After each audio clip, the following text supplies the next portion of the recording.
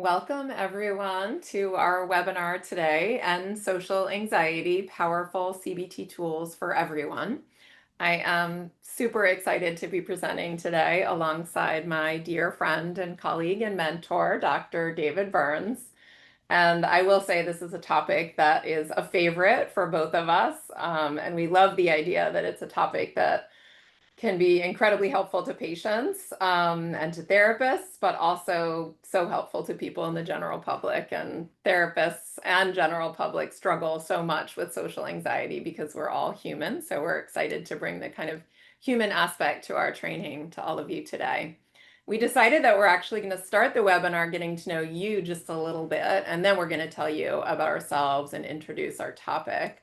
So I'm going to run our first poll, which is asking you to tell us a little bit about yourself. So are you a member of the general public? So you're not a therapist, you're joining because you're interested in learning a little bit for yourself or your family members. Are you a therapist who's currently enrolled in our fast track course? Or are you a therapist that's not yet enrolled in a fast track course with us? That helps us to know a little bit about our audience before we start presenting. And I'm watching the numbers roll in, so I'm going to end the poll and share the results in just a moment.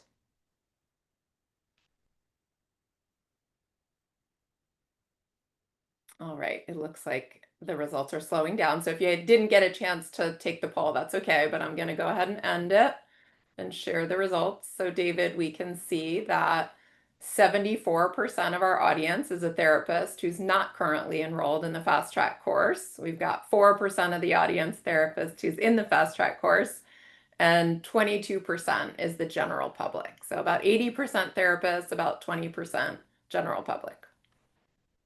Okay, so let me do a little introducing. I'll start with David, who maybe needs no introduction, but David, as you all know, is a world-renowned psychiatrist, a CBT legend, one of the fathers of cognitive behavioral therapy, a best-selling author, and the creator of the new Feeling Great app, which David's going to share with everyone today. And as I said before, David's been a mentor and a friend of mine for a long time, and it's always, such a thrill to be able to teach with David. And what we're sharing with you today are some methods that David has created and mastered, and I think make a really big difference in the lives of our patients and us as therapists too.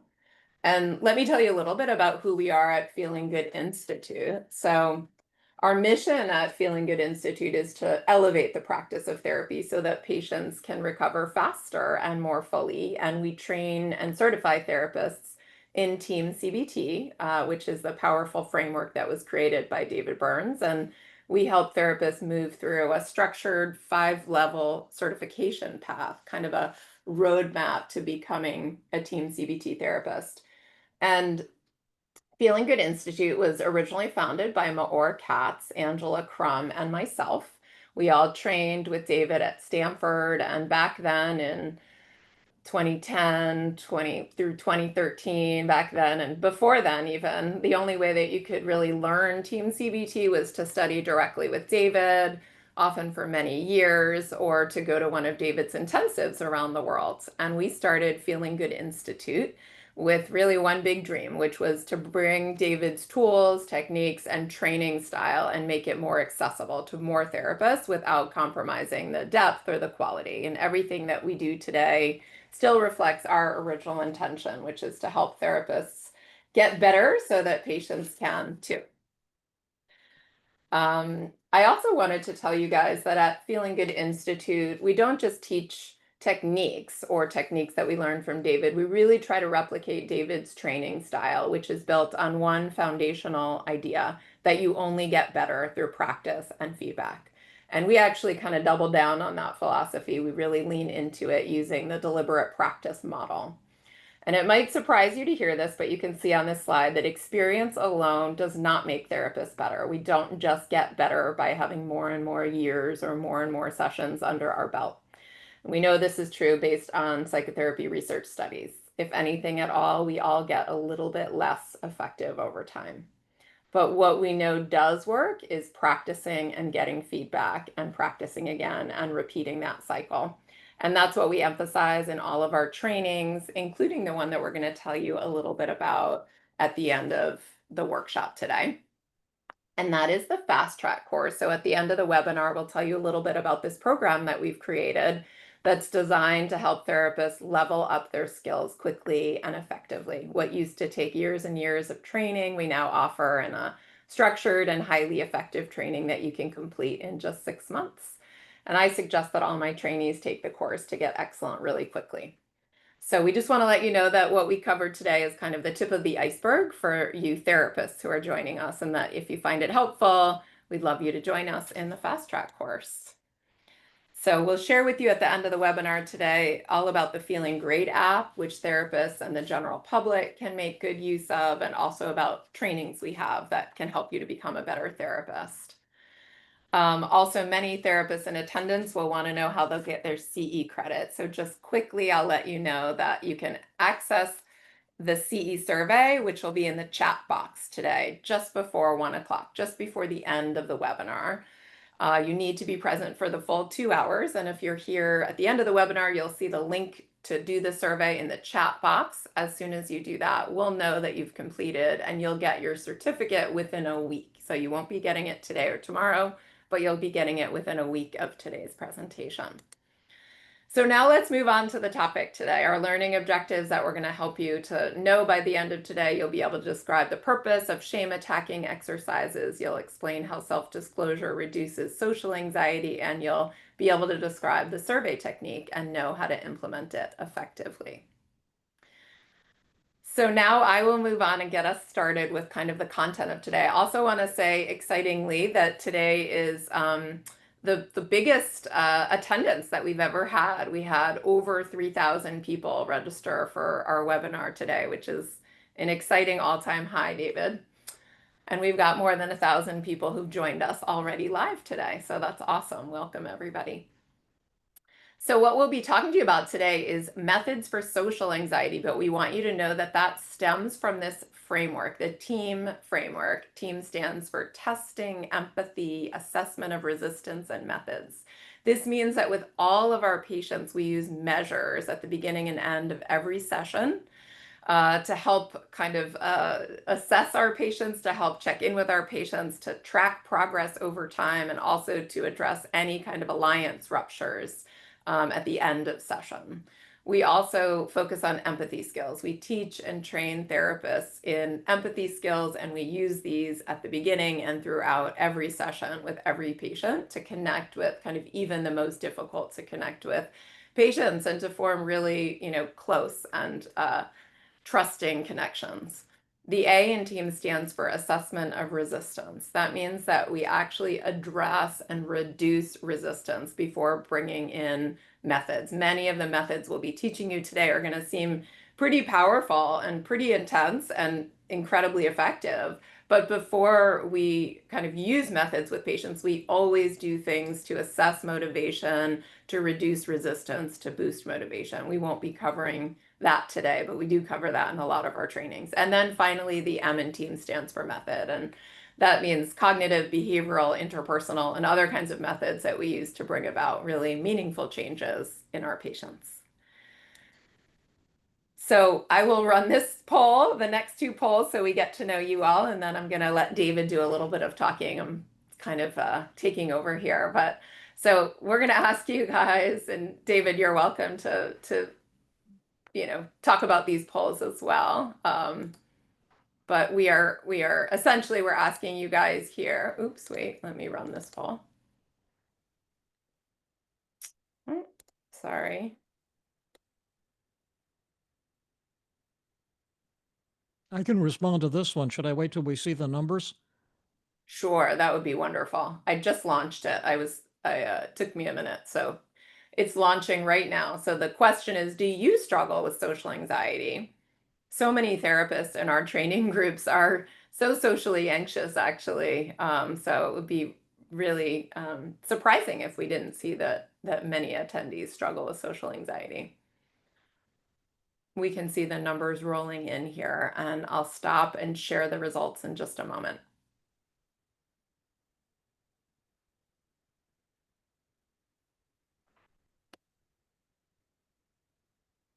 All right, here you go, David. Okay, not at all anxious, under 10%. So that means that 90% of us do struggle a little bit, quite a bit, or extremely in social situations. And that includes me. I love treating social anxiety. It's my favorite thing because I've had at least 4 or 5 kinds of really severe social anxiety personally, including incapacitating, horrific public speaking anxiety and performance anxiety. We're going to do smile and hello practice pretty soon, and I'll do it now. Hello, everybody, and I'm smiling and saying hello to you. And I couldn't have done this 3 years ago. Ever since I've been a child, I've had horrible camera anxiety and fear of smiling, and so whatever you've got, I can say, boy, I know what that's like, and it's going to be such a joy to show you how to overcome that. So we'll have a big social anxiety goodbye party today. And then the next poll we wanted to ask people is, do you have patients, loved ones, colleagues, or friends with social anxiety? So our first question was, do you struggle with some social anxiety, which I guess 90% of us do, at least to some degree. But this question is, do you have patients, colleagues, or friends who struggle with social anxiety? I think I know where this is going to go, but let's let everybody answer and then I'll share the Maybe over 50%, huh? results. Right.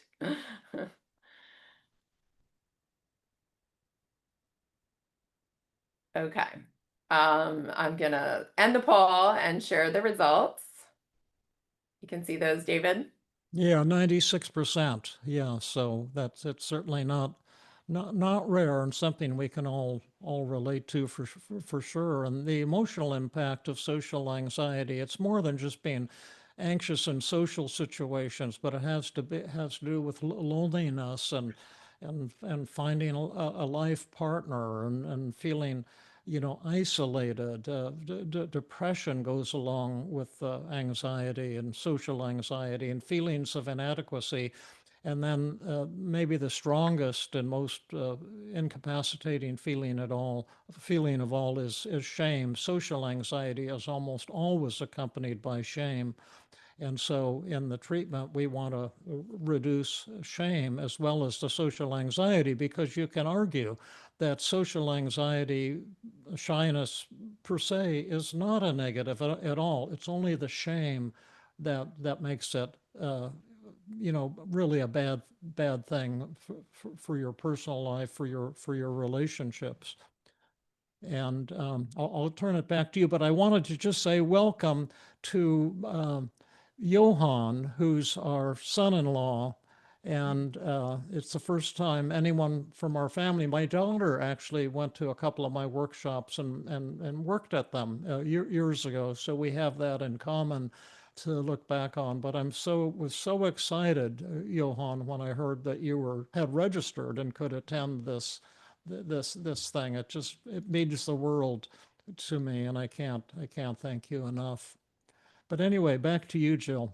Sure. So, what we're going to be focusing on today, and there are so many ways that we can help people with social anxiety. We're just taking a small slice and one group, one category of methods today, and we call those the interpersonal exposure techniques. So, interpersonal exposure techniques are designed to test the validity of a distorted thought. So, just like any exposure technique, if one is worried that people will judge them, we're going to go out and we're going to actually do exposure exercises that kind of test the validity of that thought. Is it true or not?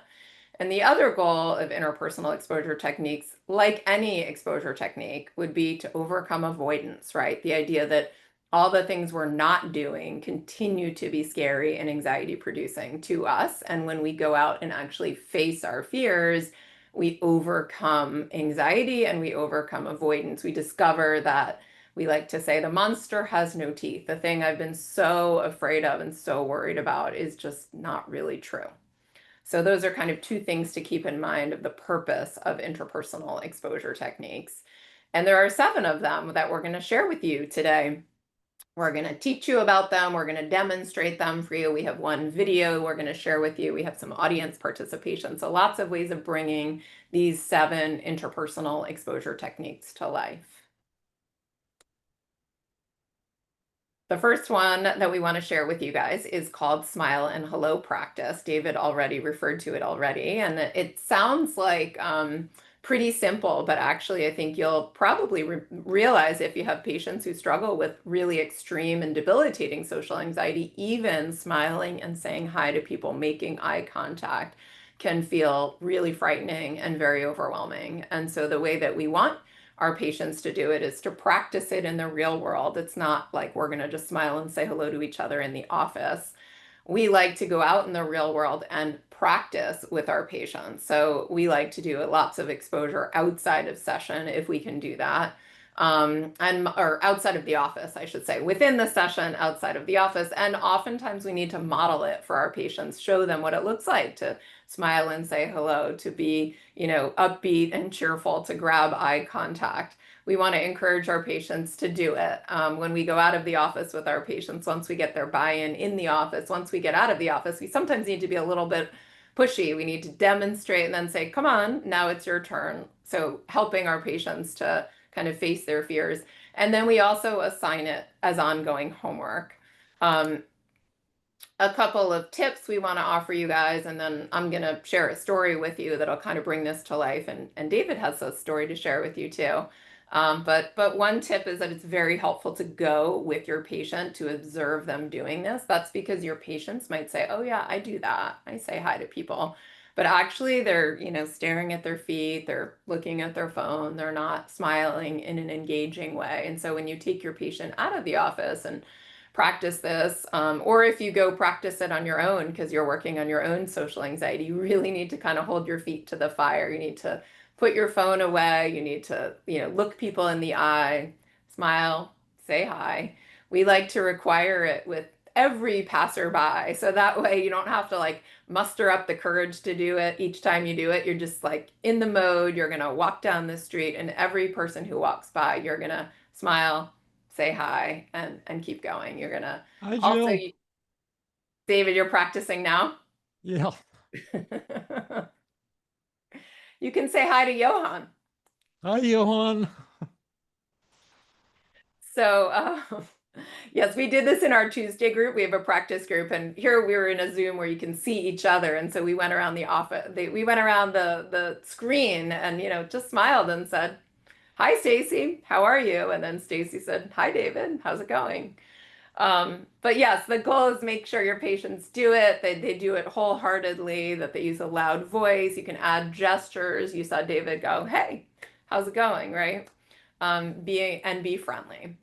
And I'll share with you guys, it's a simple exercise, but I've found it to be pretty powerful. And I'm going to use an example of a patient that I saw a couple of years ago, but it's really representative of many, many patients that I see. And this was a young man who was struggling with really extreme social anxiety. He was taking a leave of absence, a semester off from college, and come home and was working on his social anxiety because he had found it was so bad that he was not going to classes. He was afraid to eat in the cafeteria. He was anxious to go to study groups, and really had just totally shut down and was extremely depressed as well. And so we did a lot of work in the office first. We did some cognitive therapy stuff, and that was definitely helpful. Then it was time to get out of the office and do some work together. We found a busy street near my office, Castro Street in Mountain View, where there's lots of shops and restaurants. And we talked about the plan ahead of time. And that particular day, we decided we were just going to focus on smile and hello practice. And so I had to model it for him first, right? He was afraid to do it, didn't really understand what he was supposed to do. I said, "You're just going to walk alongside me." And I just went, "Hey, how's it going? Hi. Hi," to each person that we walked by. And I asked him to just make some eye contact and notice what I was doing. And, people range in their responses. Some people are very friendly. Some people don't even notice. Some people look away. It doesn't matter. We're not looking for a big conversation. We're just doing a simple exercise.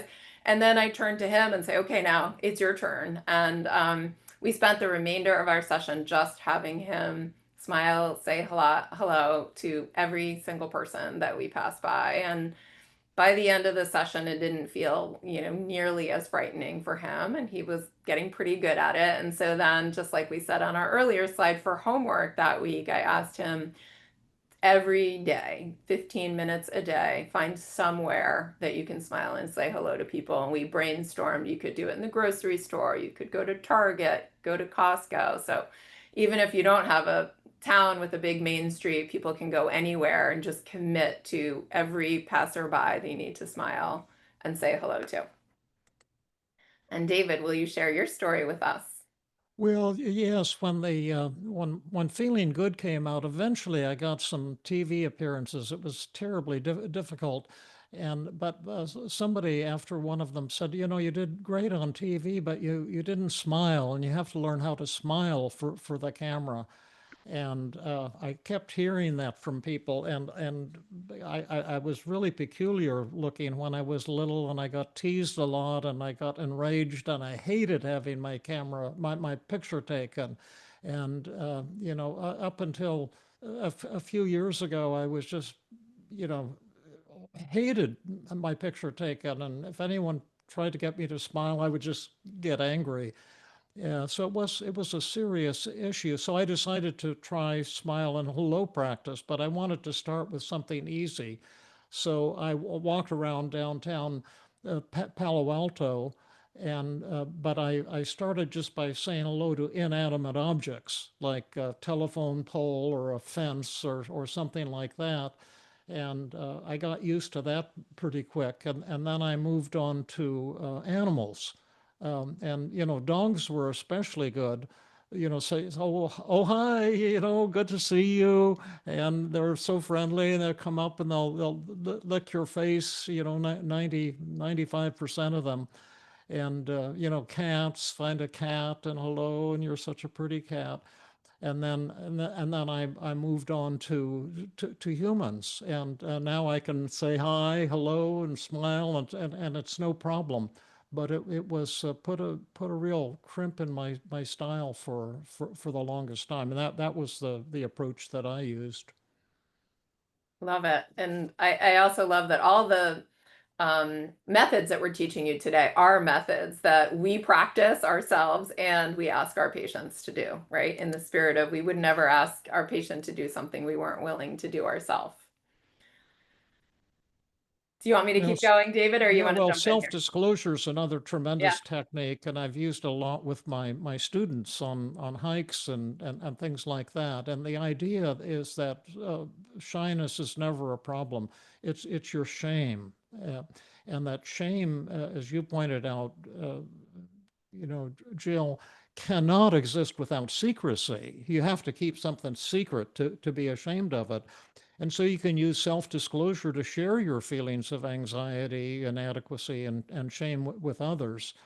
But it's an art form. All of the things we're teaching you are art forms. They must be done skillfully to have a really good effect. And so you can approach strangers and say something like this. Now, this takes courage, takes balls, as the Buddha so often said, to do this, but it's tremendously helpful. So you don't want to put the other person on the spot. And so one way to do it is to say, can I speak with you for a moment? Just walk up to a stranger and say, I want you to know that I've always struggled with shyness ever since I was a kid, but I've been hiding it from everybody because I'm so damn ashamed. But today I've decided to stop hiding it. In fact, I'm starting to tell everybody, and that's why I'm telling you. And this is tremendously powerful. And just to give you an example of how powerful it can be, I got a phone call from a man in New York City. This is when I was still living in Philadelphia. And he said that he was very successful and powerful, but hadn't had a happy day in his life, and that he had extreme social anxiety. And he said he owned one of the companies on the New York Stock Exchange. My God, that's pretty unbelievable to my way of thinking. And he said, the only time I'm happy is when I have a board of directors meeting, because then I'm the chairman of the board, I'm in control, and I'm perfectly happy and relaxed. But every other situation, I'm terrified of people. Anyone, I'm just terrified. Even my wife and children, and I'm so ashamed I've never told them, but I'm even anxious being around my wife at home and my two children because I'm afraid they'll notice how shy and anxious I am. And hell for me is Thanksgiving and you know Christmas and holidays because we have a huge house and all the in-laws come and all the family comes and we're supposed to hang around and talk and to me it's just like being in hell. And you know, was there any hope for someone as severe as him? Was what his question was, and we arranged for him to come down to Philadelphia, and I said I could schedule you know even 2 or 3 hour sessions for you, so it's a long commute, and so you know get a lot of therapy time for each time you come. And so he agreed to that. We set up a 3 hour session, and he actually flew down from New York City. I mean, I would take the train because it was only like you know 50 minutes on the train. It's super convenient. But he flew in his private jet plane and brought his bodyguards and handlers with him, and he was met at the airport by a stretch limousine, which he drove to our hospital, which was at the time the Presbyterian University of Pennsylvania Medical Center, which is in an economically disadvantaged area. When I moved my practice there, it was just considered a grade B hospital, so nothing fancy at all. And so he had them park the stretch limousine right in front of the front door of the hospital, and he had these people standing guard outside of the car when he went up for his session with Dr. Burns up on the third floor. And so he came in and he told me his situation, and he said, you know, I'll do anything to get over it. But you know, is there any hope? I've had this ever since I've been a child. And I said, well, here's what I want you to do.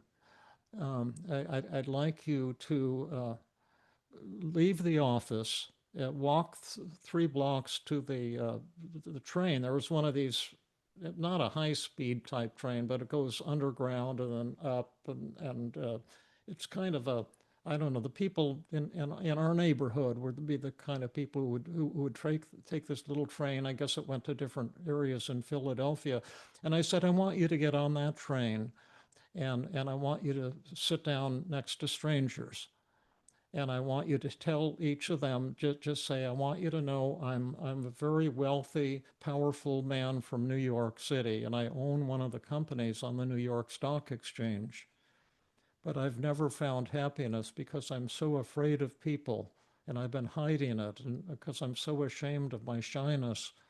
And so I've decided today, my shrink told me I have to start telling people, and that's why I'm telling you. And I said, I just want you to do that for, you know, 2.5 hours, just person after person, and then come on back to the office. And he said, oh no, there's no way I'm doing that. I can't possibly do that. That would be horrible. And I said, you could possibly do that. You can. You know, I notice you have 2 legs and they seem to be working when you walked into the office. And I think they would work now. And all you have to do is stand up and go down to the main floor of the hospital and then go out the front door and ask one of the people there, how do you get to the train? Uh, and then I want you to walk 3 blocks, get on the train and ride it, and then come back. And he says, no, there's no way I'm going to do that. And I said, and you can't bring your bodyguards or you know handlers either. You have to do it alone. And he said, I will not do that. I absolutely refuse. And this is so important in all anxiety, but especially social anxiety. And you have to be prepared as a therapist to confront it. What are you going to do when your patient refuses to do the very thing that might change their life? And so I told him, I said, okay, I understand what you're saying, that you can't do what I'm asking you to do. But that's the blue plate special. That's all that's on the menu for today. And so if you don't want to do that, I won't charge you for today's session, and you can just walk on out of the office right now and go back and get in your stretch limousine and fly your private jet plane back to New York City, and we'll be done. Well, he didn't like hearing that. He was pretty agitated, and then he finally said, if that's what I have to do, okay, I'm going to do it. But I know this is a terrible idea. And and then he came back to the my office 2.5 hours later, and when he walked in, he had tears in his eyes. And I sat down and I said, "What are you crying about?" And he says, Dr. Burns, I just had the best 2.5 hours of my life. It was terrifying to me at first, but I got on the train, and the people didn't look very fancy. They had on, kind of pretty average clothes, pretty average looking, and I had all my fancy clothes on. And I sat down to a woman and told her that, and she says, "Well, God bless you. You're doing great." And she told me all about her children, and asked about me, and she said, "We just love you." And I couldn't believe it.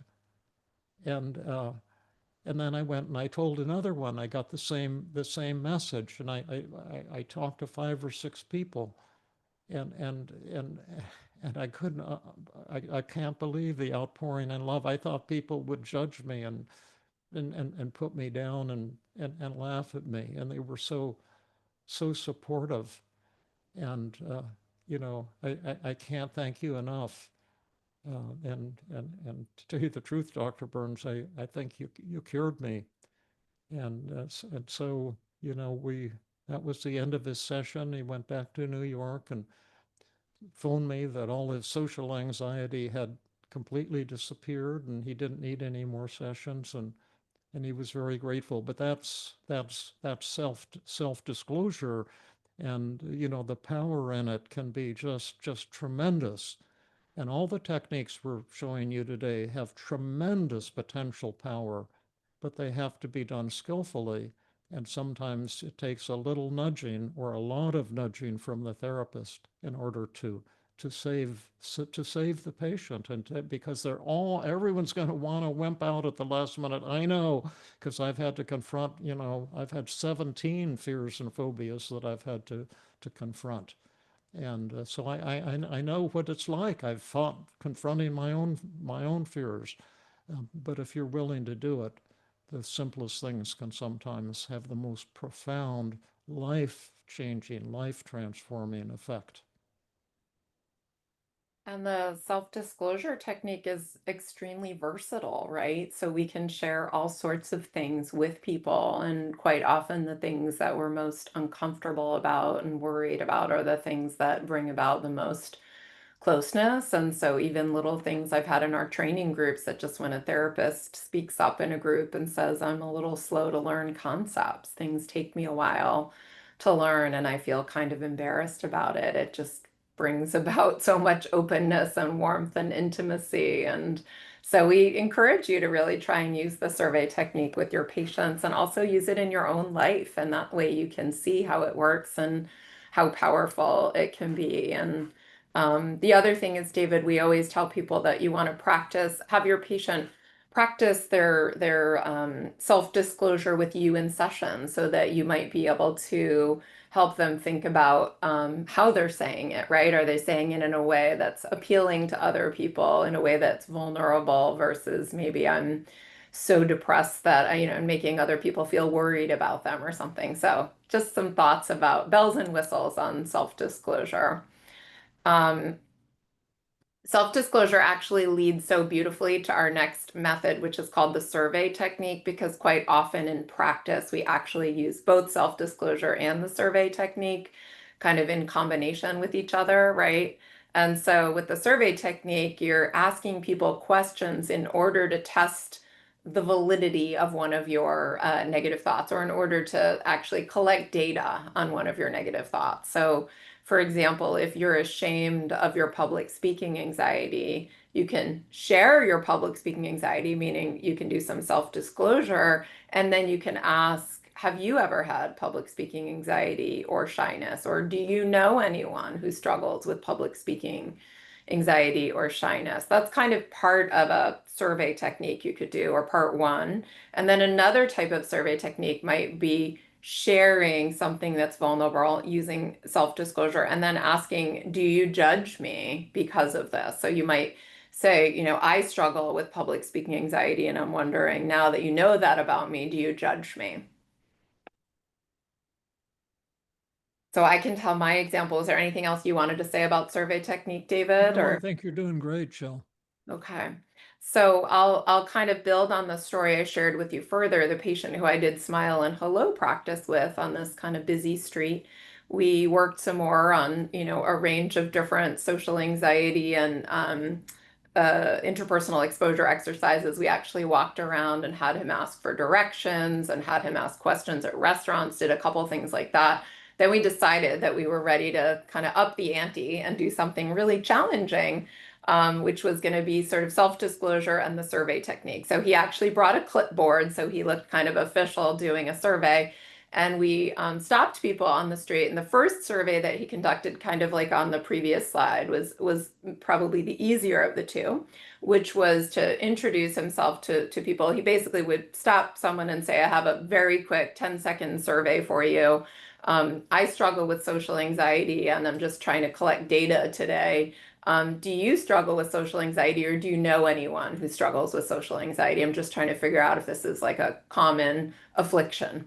And that one was felt a little less vulnerable to him.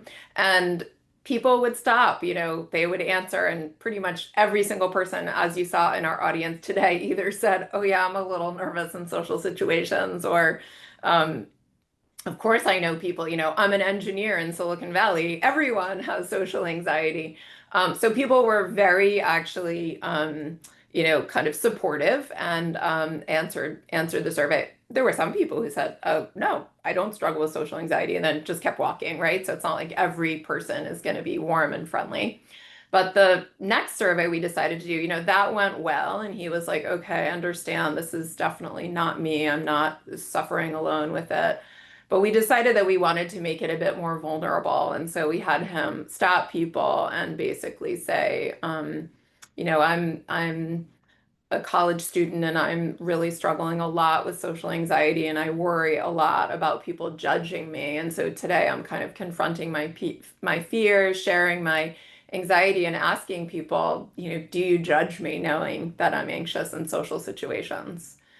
This actually elicited a lot of kindness from people saying, no, absolutely not. And wow, you're doing such a good job facing your fear. And people were really supportive. And then the most surprising response we got was from someone who said, wow, I can't believe like you're doing this and you have social anxiety. He was like, I have social anxiety, and I would never do this. And so my patient then said, oh, well, actually, this is my therapist, and she's, supporting me in doing this. And then the person that he was talking to said, oh, wow, do you think I could get your number? Because I need to do this. This sounds terrifying to me, but this is like exactly what I need to be doing. And then the two of them started like a really kind of warm and caring conversation. So it was very, very powerful for my patient to do both the self-disclosure and to do the survey technique.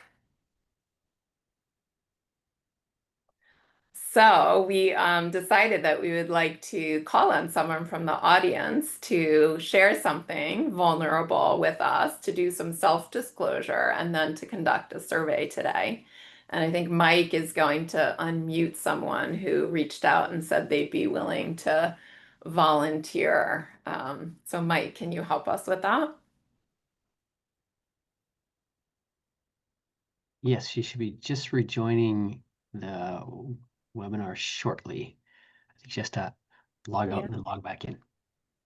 Perfect. Hi, Sue. Oh, we can't hear you, actually. Will you unmute yourself? Thing. Oh, Hi, everybody. okay. Good morning. Hi, Sue. How are you? I'm a little nervous, but I'm okay. Hi, Sue. Hi, David. Nice to Thank you for meet volunteering. you. Welcome. So, shall I? Yeah, what you want to do a little, you were going to start out with a little self-disclosure, right? And then maybe conduct a survey today. Sure. Yeah. Well, I'm a little embarrassed about this, but I worry that when I forget things like words, previous details about who I've met with, even what movie I saw last night or last weekend, that I'm slipping into early cognitive decline. And that's really scary to me, especially because several of my close friends um, recently in who are in their 80s have been diagnosed with dementia. And I wonder if anybody else can relate to this fear. I'm worried kind of that I'm alone in it, in feeling this way. And I'm also worried that you're going to judge me for it. Well, can I respond to your survey myself? Sure. Sure. Yeah, well, I'm getting more and more forgetful every day. Um, but I can remember your name, Sue, so that's a big plus. But what happened yesterday, and my short-term memory is just going down, down, down. But I'm kind of a here and now guy, and so I still love doing what I do, and I'm still really loving life and working with Jill and teaching. But I have the same issue, so all I can say is I love you and feel much closer to you for your having shared that. Thank you, David. I really appreciate that. I love that. And Sue, I'll just to highlight for the audience too, like this is a really good one, because Sue is not saying her survey is not, do you think I have early onset Alzheimer's? Her survey is to say I'm sometimes forgetful and I feel really self-conscious about it, right? Kind of do you judge me for that? And also, I worry that I have, cognitive decline. Does anyone else have that same kind of worry? Because I feel like I'm alone in it. So, we decided that we would open the survey to the audience. And so we would love it, audience members, if you would message Mike your answer to Sue's survey. And Sue, just to put you on the spot again, why don't you say your survey question one more time? Sure, it's in terms of forgetting things like words or what movie I saw last weekend or who I met with. Can anybody else relate to the fear of that I'm slipping into early cognitive decline or dementia? And I'm also worried that you may judge me for this. Or maybe people are worried that people would judge them for some other, cognitive slipping and lack of perfection. They've been just pouring in already, even before you ask for the audience participation. There's a bunch. I'll read a number of them for you, Sue. I can relate a thousand, maybe it's at 10,000%, and I'm 33. I feel the same way, and I'm only 38 years old. Hi, Sue. I can definitely relate. My fear around that is thinking others will think I'm losing it, and then I'm not as valuable as current or as current in skills. I can relate with Sue, especially after having a stroke. I just keep practicing memory exercise to get better. I feel this kind of fear. I've been there. It's more common than you think. You're definitely not alone. I can relate. 36 years old. Absolutely, I relate. Now in my 60s. They're pouring in so fast I can't actually get to them all. But um, wonderful. Yeah. I can copy and paste these for you for later. Thank you. Oh, that'll be amazing, Mike. Yes. Mike is so good about doing that for us. So let's ask you, Sue, how does it feel hearing Oh, people's responses to your survey? that feels overwhelmingly good. It's just so nice to know that I'm not alone. And I guess I knew that other people had forget things too, but this worry that I'm slipping into a disease just really kind of has gotten my attention. So Oh it's so yeah. nice to hear that everybody who has responded says that they too have had these worries. Can I share with you my worst memory gaffe ever? Yes, But please. sometimes I have nightmares where I'll think I'm in an airport trying to get home and I can't remember how to get home. And it's like, and I can't find my wallet. Mm. And it's just terrifying. I've had those a lot, but my can I give you something that's very kind of shameful and embarrassing? Sure. The I was talking to a patient and about our son Eric, and uh, this was a couple years back, and the patient said, "Is that his first name or his middle name?" And yeah, I said, "Oh, it's his middle name. It's spelled with a K because I'm Scandinavian by Swedish by background, Erik." And then the patient said, "Well, what's his first name?" And I says, I can't remember."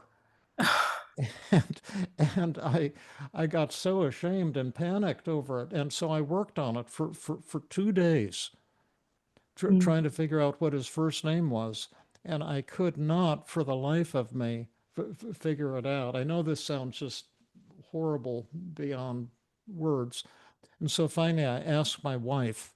I said, "Melanie, what's Eric's first name?" And she started laughing. And she said, You don't remember what his first name is?" I says, "No, I've been trying to figure it out for 2 days, and I just can't figure out what his first name is." And she said, "Well, have you considered the name David?" Yeah.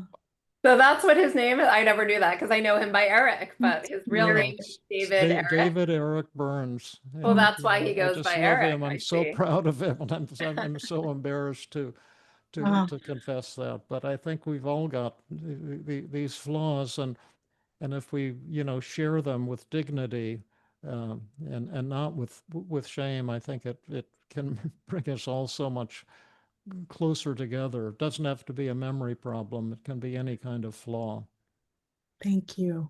Thanks so much. Thank Thanks you, so much, Sue. Sue. Yeah, thank you for volunteering. That was awesome. And I also want to make sure, because I feel like no good deed goes unpunished, that there could be audience members who think, are we making fun of memory deficits? And that is for sure not the case. Essentially, what we're saying is like, you can find ways to embrace all flaws, any flaws, right? And also that the more that we can share them and be open about them and not feel shame about them, kind of the happier and more content we will be. And also, of course, a lot of you are therapists, and if you want to use these techniques with patients, we have a rule that you have to use them yourself first. Yep. And if you're not a therapist, we're also hopeful that you'll use these techniques, but it takes courage to use them. But that courage could be a life-changing event to Yeah. do what you just did, Sue, and set the example for us. So thank you, Sue. Thanks so much for your courage and for sharing with all of us. Thanks. Sue, I just did a cut and paste, and there's 12 pages. Oh my. And then for Wow. homework, would we give Sue homework to start sharing this with a lot of people, Yeah. Jill? That would be your homework, Sue, to think about who would be some good people that you could share vulnerably with. That sounds good. I will Yeah. do that. Okay. Yeah. And then send us, Jill and David, Yeah. some feedback. Yeah, you Okay. could give us a homework W- summary. Give yourself a Yeah, week yeah. to We're going to share make you them. accountable. Yeah. Deal. Yeah. It's a deal. You can do some self-disclosure and some survey technique and then send us your homework summary. I will do All right. that. Okay. Thank you. Okay. Yeah. And Mike, you'll help us. Yeah. Okay. David, you want to talk about this one? Well, I'll start it and you can do it in the middle and then I'll tell my Okay. story. But Okay. there's two, underneath the negative thoughts. We're not so much into distorted negative thoughts today, although they are a massively important part of our work, including with shyness. But underneath those distorted thoughts, like, I'm no good, I'm defective, I shouldn't be so shy, why am I so screwed up, all that stuff. There are these self-defeating beliefs. And two of them that I learned about that I thought were really cool are the spotlight fallacy and the brush fire fallacy. And the spotlight fallacy is that all shy people have this, is that when you're in a social situation, you feel like you're under a spotlight, dancing on the stage and having to impress people by saying something incredibly interesting about yourself.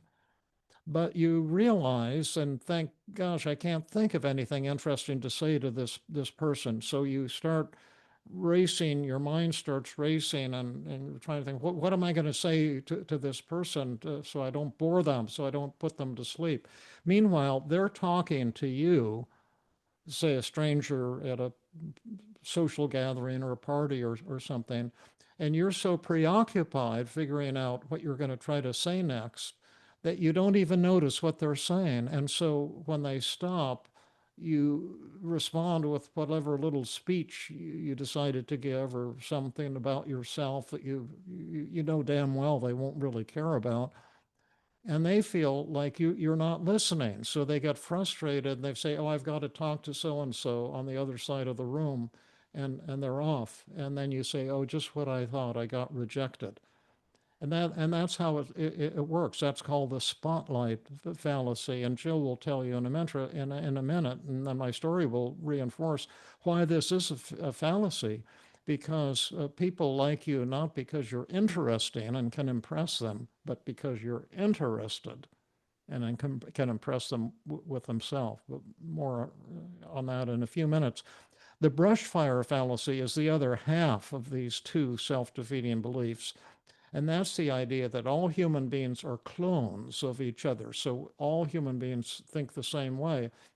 So if one person disapproves of me, the word's going to spread fast like brush fire, and it's extremely dangerous. So that person will say, boy, I talked to that guy Burns at the party, and he was really a dud. I mean, he was just talking about himself. He didn't seem to be listening.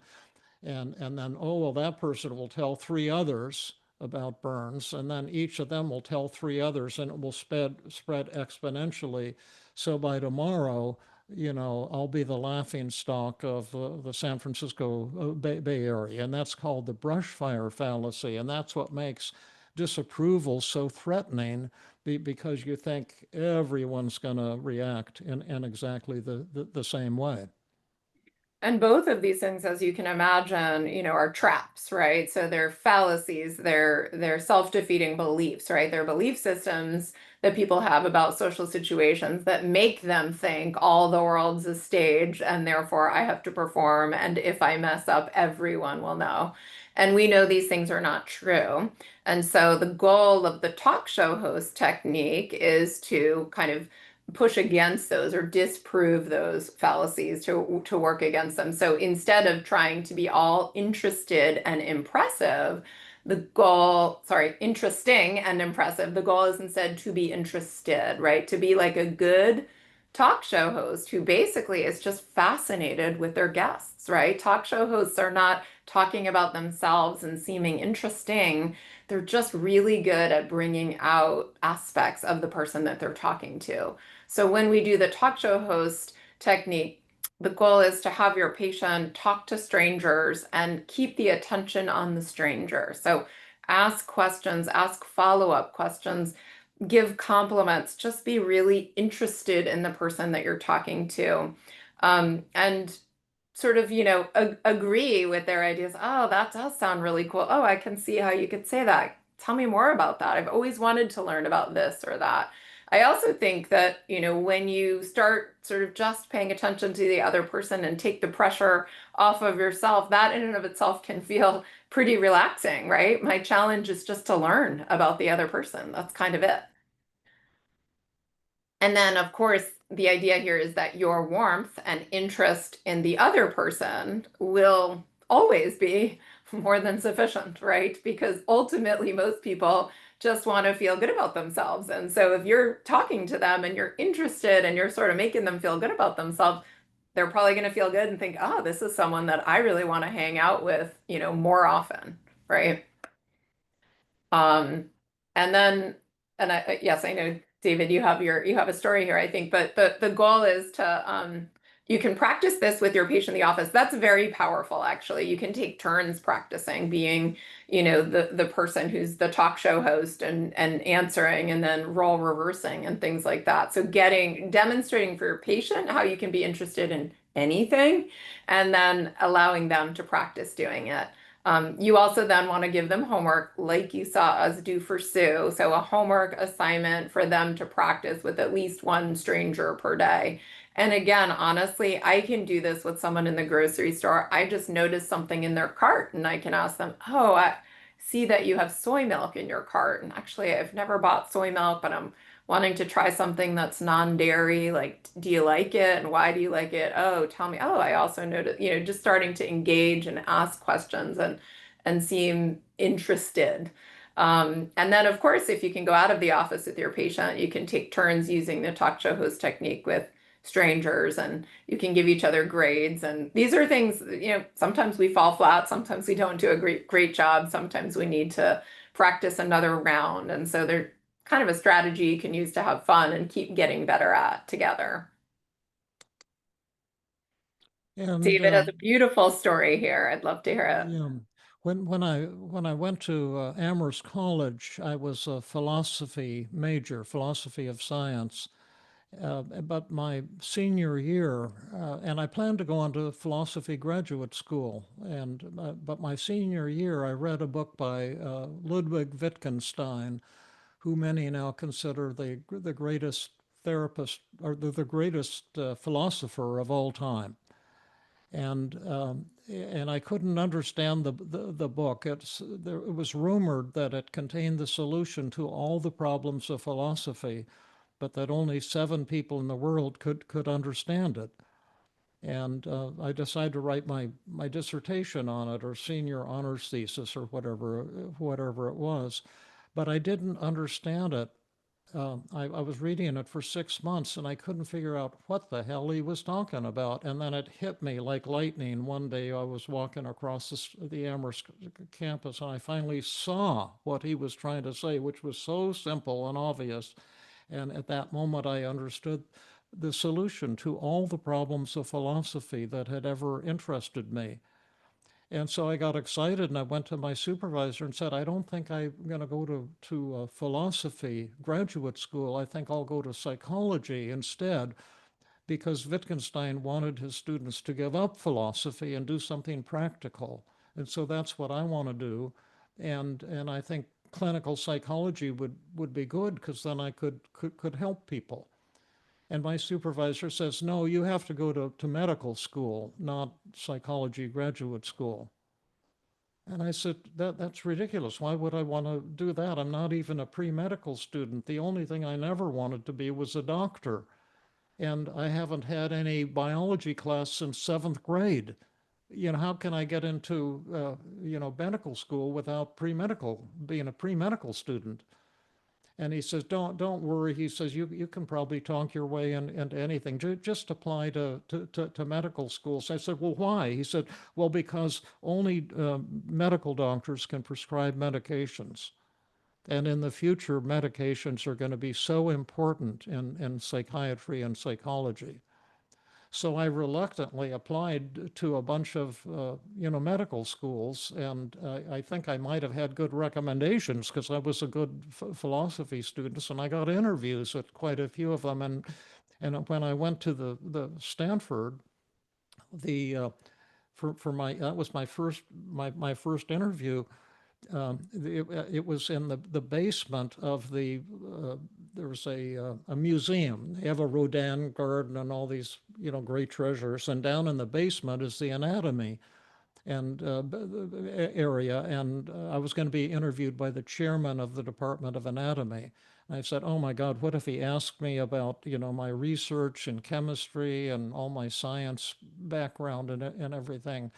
I'm like a laughing stock. And I didn't know what my MCAT scores were, but when I took that test, I didn't even recognize the words, much less know how to guess at the answers. And so when he came out to greet me for my interview, I said, well, you know, it's kind of dark down here and a little bit creepy. Is this where they keep the dead bodies that the medical students, you know, cut up their first year and dissect? And he says, oh yes, but it's actually exciting down here because my office is right down the hall.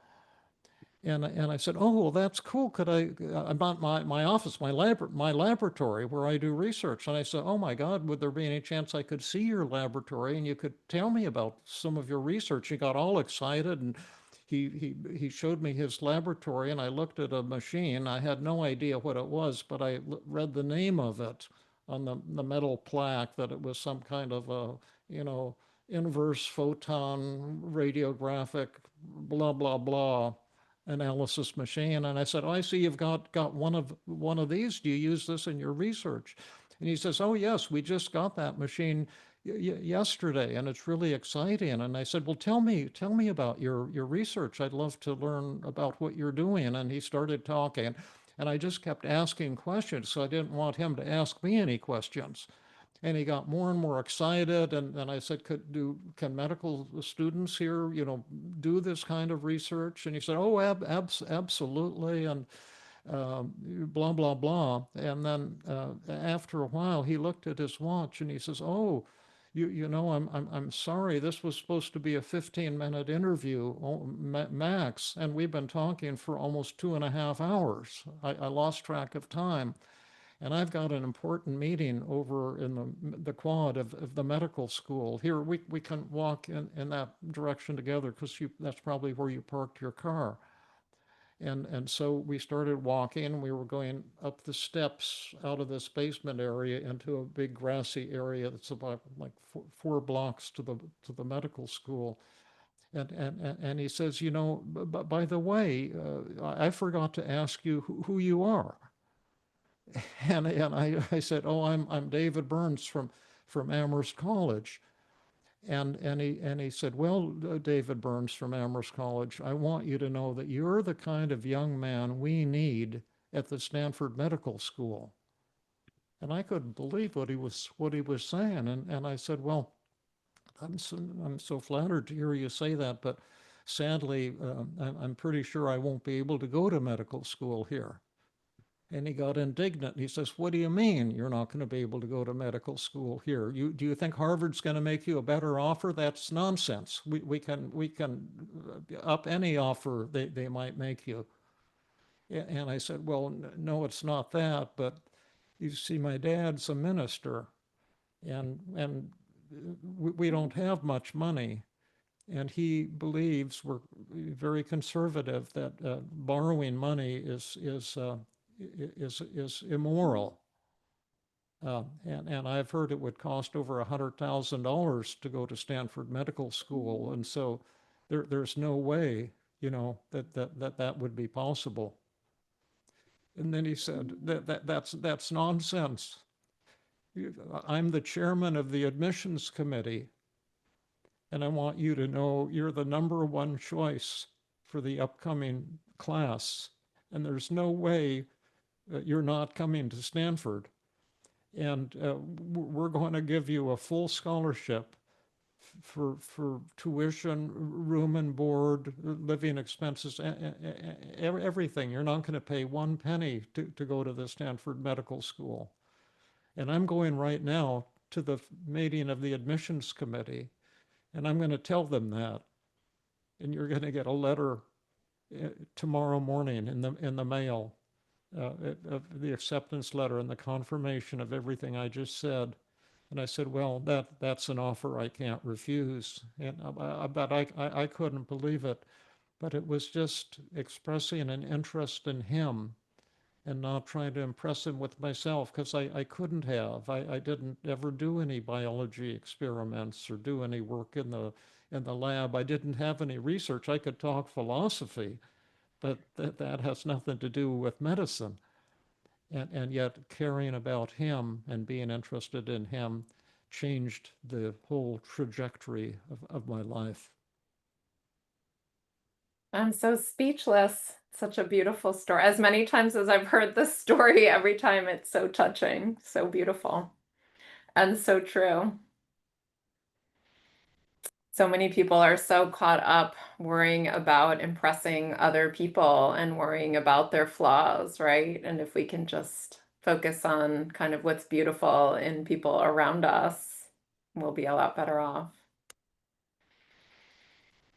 So now we're going to move on to perhaps a goofier sort of, we'll get more and more goofy as the presentation goes on, but this one is really a powerful method that's called rejection practice. And, you know, here, as many of us know, I'm sure we can all relate to this, but also we see this in our patients that, you know, a fear of rejection, whether it's a dating rejection or a job rejection, or asking someone to help you and them rejecting you, but that a fear of rejection can be really paralyzing for so many people and can stop you from doing things that you really need and want to do in your life. And so the goal of rejection practice is just to become kind of immune to the impact of rejection, to get used to it to the degree that it just doesn't bother you anymore. And so what we have our patients do in the case of worrying about being rejected by someone in like a dating context is the goal is to ask people out and collect rejection. So in other words, it isn't go ask people out. It's if you're worried about getting rejected by a potential date, you need to collect rejections, right? It needs to become kind of like a bulletproof vest. So you're going to go out this week and you're going to ask as many people out as you can and collect as many rejections as you can. The more, the better. And there's kind of two ways of doing this. You can either directly just ask people out with the goal of collecting rejections, or you can share with people sort of in a self-disclosure kind of way that you're working on overcoming your fear of rejection and then just ask them to reject you. So either way, you're going to collect as many rejections as you can. And we're going to do an example of this, but also David, and you and I both have lots of stories of this kind of working well and also backfiring with patients. Do you want to tell a quick story, or do you want me to tell a quick story here?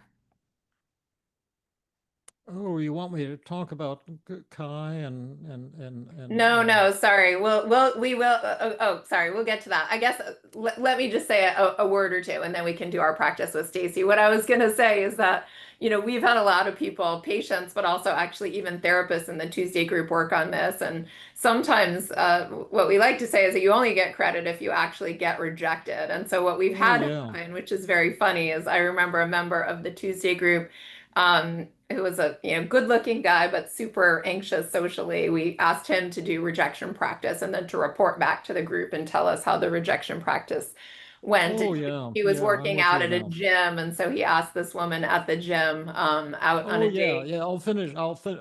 Okay, Can I finish the story? sure.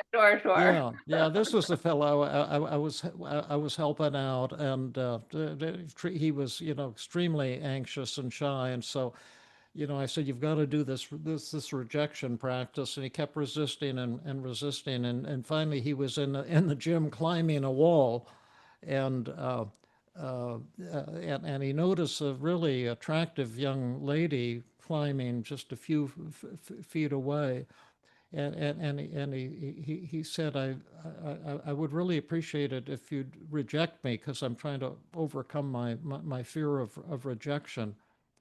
And she said, I'm sorry, I can't do that.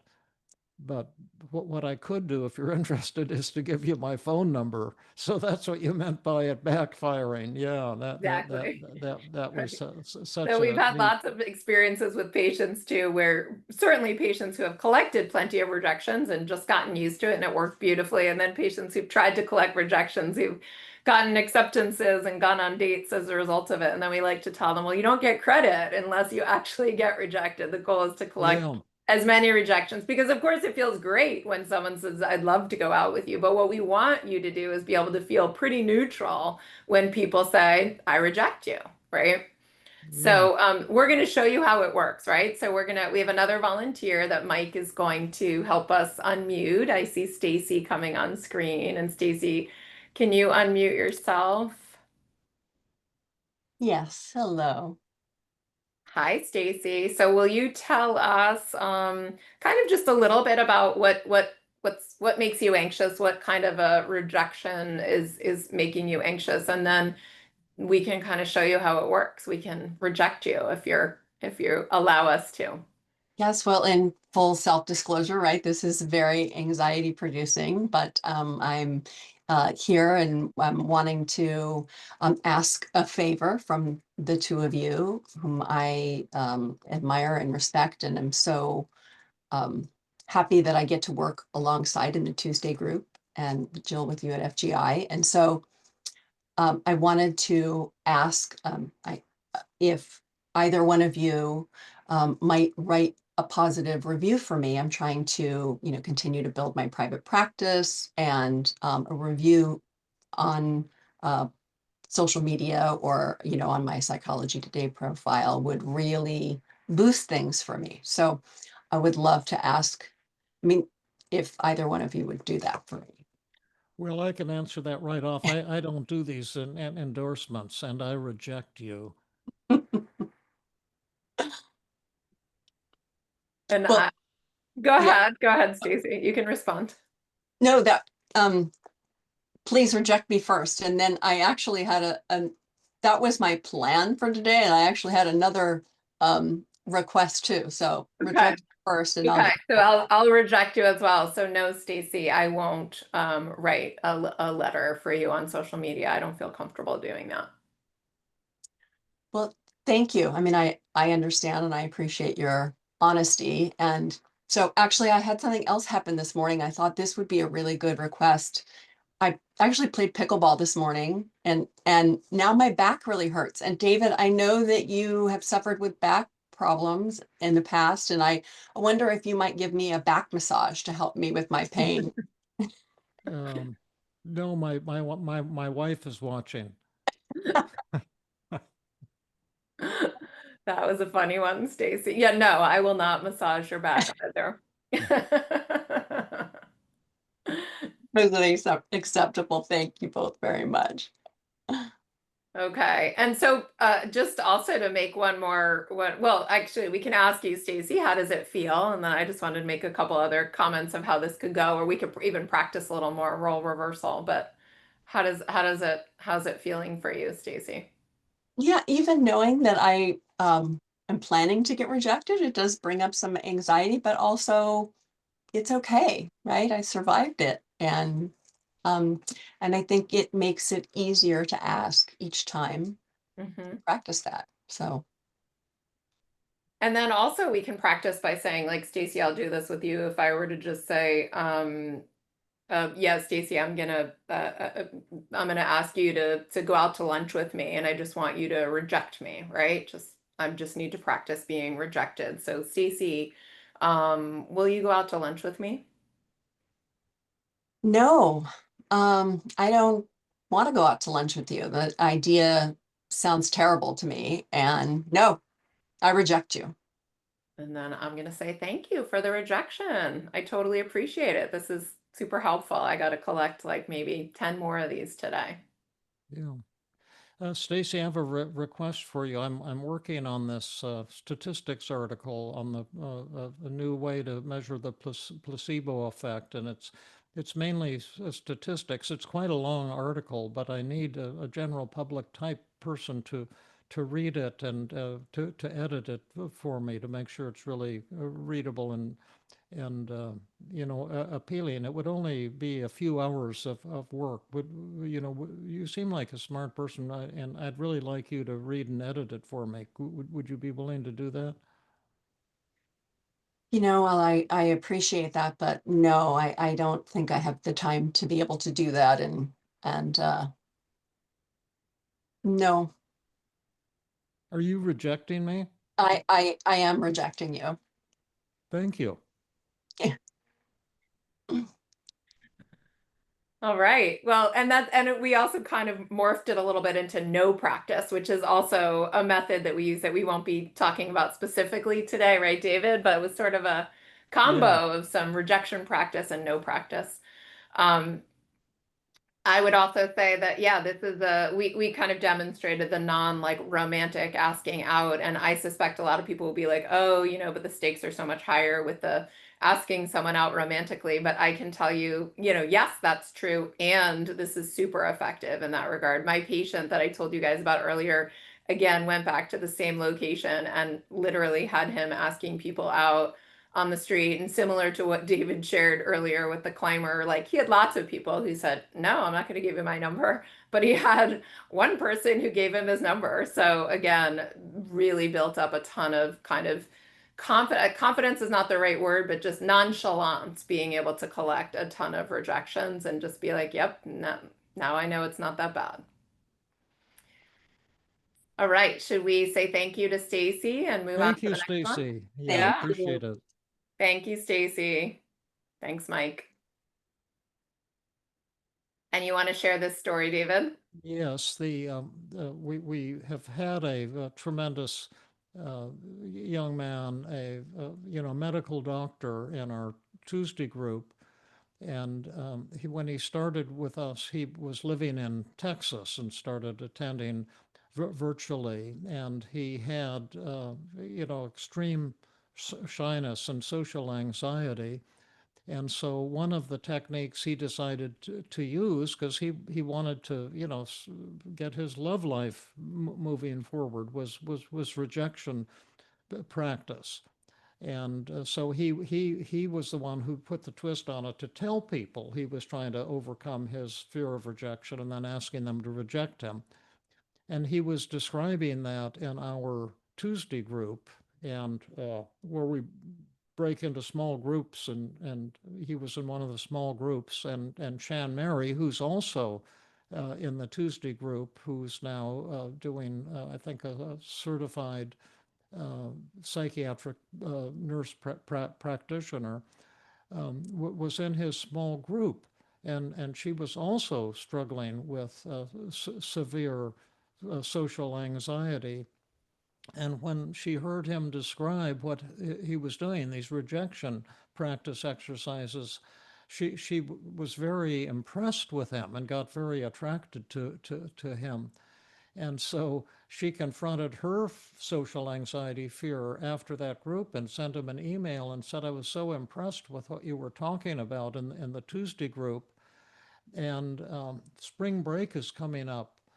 And I would like to invite you for a first date because I'm interested in you.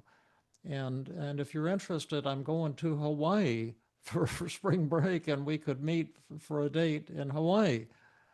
And Kai got all excited and accepted it, and then wrote her back a couple days later and said he'd gotten extremely anxious and scared and had to back out, which he did. And then another day he emailed her again and said, wait, I've changed my mind again. I will meet you in Hawaii. And so they met in Hawaii and had their first date and fell in love.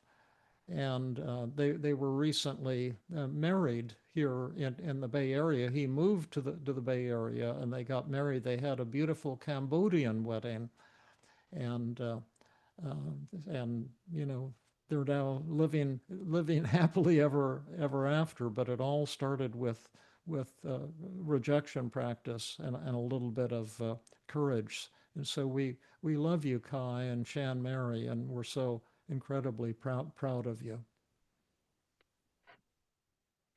It's a beautiful story and totally true. We watched the whole thing unfold from beginning to attending their wedding recently. Oh yeah, and wait, I have one last I twist on that story, but I think we've got other stories here, so we better push on to stay Yeah. on our Okay. They'll have to come schedule. to another webinar to hear all your awesome stories, David.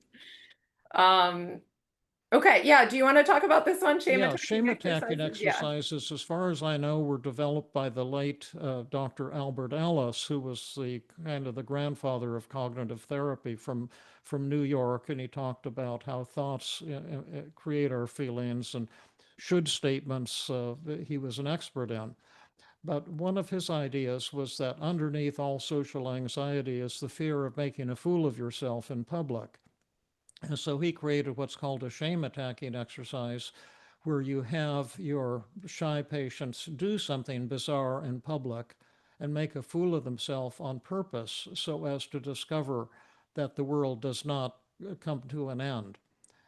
And I first heard about this technique when I admired Albert Ellis for his honesty and integrity, which all the gurus actually did not have, but he had it. And so I did a workshop for his group in New York as a gift to him. And it was a half-day workshop, and then in the evening, a number of his students took me out to dinner, and we went to this Chinese restaurant. It was a buffet restaurant where you have to stand in line to get your food, but they said it was the best Chinese restaurant in New York. So I was all excited, and there was a long waiting line winding through the restaurant, the tables where the people were seated. So we were talking shop, and I said, I've heard something about this shame attacking exercise, and I treat so many socially anxious patients, and I think I'm going to start using it when I go back to Philadelphia. And they said, well, that's great, but one of the rules, it's an ethical rule, you're not allowed to do a shame attacking exercise, ask your patient to do it unless you've done one yourself. And I said, oh yeah, that makes sense. And they said, and so Dr. Burns, you could do one right now here in this restaurant. And then I began to feel real creepy all of a sudden. Like, my God, what have I gotten into? And I wanted to back out. And it's that anxiety, when you're going to confront one of your fears. And I said, well, what would I have to do exactly? And they said, well, a good one for you, Dr. Burns, would be to go up to a table where people are eating and ask them if you can taste their food. And I said, oh, no, that would be socially inappropriate. I'm a psychiatrist. I'm wearing a suit and tie, and it would just be too crazy to do that. And they say, see, Dr. Burns, you're wimping out and resisting exactly the same way your patients are going to do. But we're going to have to insist that you do this shame attacking exercise right now. And I felt like it was death, incarnate or something like that. And they were all staring at me. And so I said, well, who would I ask? They said, well, go to that table over there. It's a round table with 6 people, eating all these dishes. And so I walked over there, and I was very panicky, and I walked up to the table, and all the people suddenly, they looked up, they were staring at me. Why are you here standing at our table? And then I looked back at the group in line, and they were staring at me like, are you going to do it, or are you going to wimp out? And so I said, kind of lamely and stammeringly, I've heard that this is one of the best Chinese restaurants in New York. Is the food as good as what they say? And the people said, oh yeah, it's great. And they didn't offer me any food to taste or anything. And so I looked back at the people, and they were still staring at me. And I looked at the people at the table, and they were still staring at me. And it was like jumping off the high diving board into the swimming pool for the first time. If you're afraid of heights, it's terrifying. You've just got to jump. So I said, I've just got to jump. So I said, well, I know this is going to sound weird, but do you suppose I could taste that dish right there? And then they said, oh, sure, we've got more than we can eat. And they took a fork and put a bunch of food on it and handed it to me, and I ate it. And I said, wow, that is fantastic. And then they said, oh, well, you've got to taste this other dish, it's even better. And then they gave me another forkful of food. And then the people from the Ellis's Institute in New York all rushed over the table and said, oh, can we taste some too? So all of a sudden there were, 5, 6 people seated and about 5 of us, and they were feeding everybody tastes of all the food, and everyone started snickering and laughing, and no one could figure out what was going on, but it was very fun and funny. And then, we thanked them for letting us taste their food and went back in line. And I thought to myself, my God, David, you just made a total ass of yourself in public for everyone to see. But you're still alive. And actually, people enjoyed it. And they'll have something to talk about tonight. They'll say, wow, these weird people came up and asked to taste our food, and we let them taste our food, and it was really one of the funnest things ever. And I said, maybe, David, you've been taking yourself too seriously. So I went back to Philadelphia, the next day on the train, and started doing a lot of personal shame attacking exercises. And then I began using them with my patients. Now there's a lot of rules about them that it's like anything. It's a high skill set. And Wait, where let's do see, we do have we our have rules? our It must be after this. rules? Yeah. Yeah, let's do that first. Yeah. Yeah, and one thing you have to consider the patient, and I go out with them doing the shame attacking exercises, but ask yourself, will this be a positive experience for this patient? Because sometimes it may be not the thing to do with certain patients. Maybe if they have, poor interpersonal skills or that type of thing. And then consider the context. I wouldn't do that. My office was at the time in the hospital, and I wouldn't do shame attacking exercises in a hospital or a church, for example. And then in addition, you have to consider the impact. It should not be aggressive or make other people uncomfortable or afraid. Instead, you should be poking fun at yourself and not at other people. And now we can give Yeah, and that other slide. Yeah. yeah, and I'll just say one quick thing. We're going to give someone an opportunity to do a little shame attacking, but just to be clear, so again, the goal here is to reduce shame by being willing to do something that might draw attention to you and might be kind of goofy or silly, never to offend other people, never to hurt other people, not to intentionally make other people uncomfortable, although some things we do might be a little awkward and silly. And just to also kind of prime the pump for you all, there's a whole range of things you can do for shame attacking. So I love David's story, and I'm sure that made a lot of people feel cringy imagining that happening. And we've had a lot of people repeat that same kind of practice of the asking people to taste something. But even things like I've had patients just buy like a little birthday hat and walk around town wearing a birthday hat, or a tiara. Or a patient and I went to like kind of a nice restaurant, and outside the restaurant we just got down and did like some push-ups and sit-ups and jumping jacks, or we'll stand on a street corner and sing a song. So just all sorts of things you can do to kind of draw attention to yourself, and the goal being essentially to not take yourself too seriously, right? And to kind of have fun with it. And we always have a lot of anticipatory anxiety doing these things, and then end up feeling a huge sense of kind of like exhilaration after doing it. We just had people in our training group practice this past week, actually, and then had them all kind of report back and tell us the exercises that they're doing themselves and also the exercises they're doing with their patients. So, Mike, we have a volunteer who said she's terribly anxious to do this, but wanted to do shame attacking with us today. Will you help us connect with her?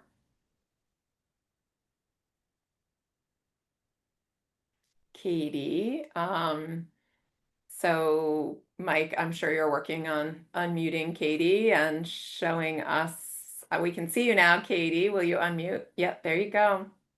Oh, Hi, Katie. you were unmuted, then you just muted again. Try that one more time. You were probably doing it at the same time as Mike. Okay, good. Hi, Katie. Can you hear us, Katie?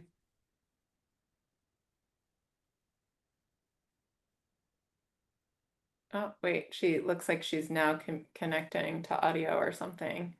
It looks like just her microphone is connecting.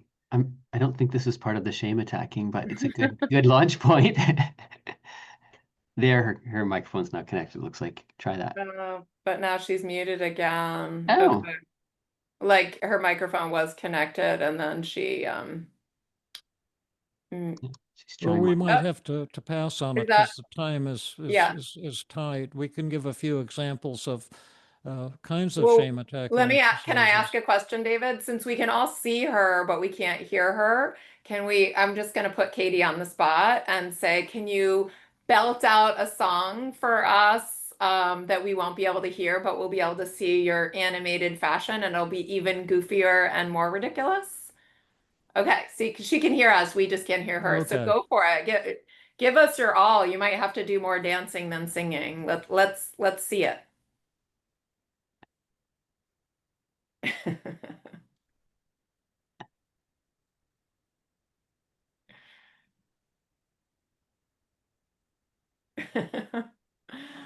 All right.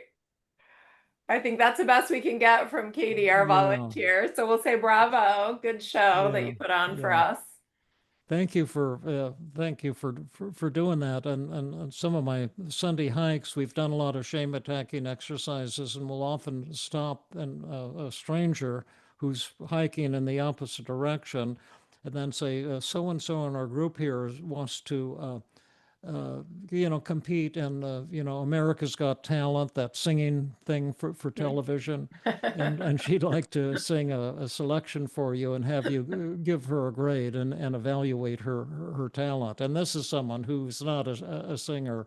And it's pretty, pretty ridiculous. Or you can Yeah. stand in front of a Starbucks and ask a stranger, I'm trying to find the Starbucks. Could you direct me to it? Or you can go into a Starbucks and sing your order rather than say your order, or go in and do jumping jacks or dance around. There's a lot of things. I think in one of my podcasts I have a list of 50 potential shame attacking exercises. Yeah.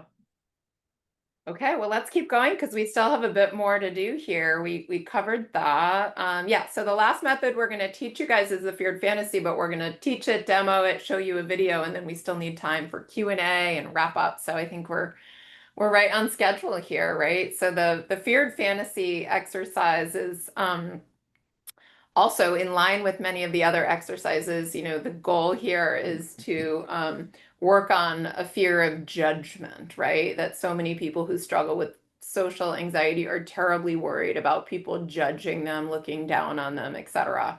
So for the feared fantasy, this is a role-playing method that you're going to do with your patient in the office. So not going to send them outside the office. And you're going to tell your patient that in the feared fantasy method, we're going to enter a sort of Alice in Wonderland nightmare world where your worst fears come true. What you're most afraid of in this social anxiety situation is actually going to happen. You're going to face the thing that you fear the most, this judgment from others. And the goal is that you're going to discover, right, that even if this terrible thing you're so worried about happened, it wouldn't be that awful, that the monster has no teeth.